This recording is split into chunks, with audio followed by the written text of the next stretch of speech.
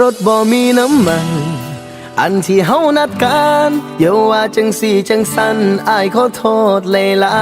ยๆรถบ่มีน้ำมันอ้ายหาเงินบ่ทันคันสิขออีแม่ก็ยานตั้งแต่เล่าหาย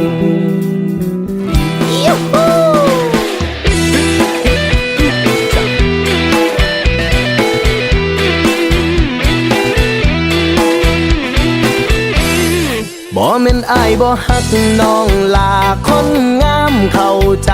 อ้ายนำแต่มันไปบ่ได้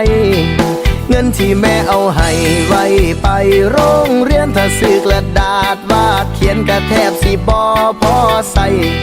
อินเทอร์เน็ตก็ยังให้หมู่แช่ไวไฟให้เข้าใจแน่เด้อน้องลาวันเสาร์นี้ขอเลื่อนไปก่อนจะเฝ้างอนให้เข้าใจตรงกันรถบ่มีน้ำมันอันที่เฮานัดกันเดี๋ยวว่าจังสี่จังสันอ้ายขอโทษหลายๆรถบ่มีน้ำมันอ้ายหาเงินบ่ทันคันสิขออีแม่ก็ยานตั้งแต่เล่าทายรถบ่มีน้ำมันบ่แม่นอ้ายเศร้าหักอ้ายคิดฮอดบักคักแต่มันไปบ่ได้ปัญหาระดับชาติน้ำมันจังแม่นแพงหลายโอ้ยเว้าแล้วอยากอายผู้สาวน้อยสาวใหญ่กลับไปบ่ได้ย้อนรถบ่มีน้ำมัน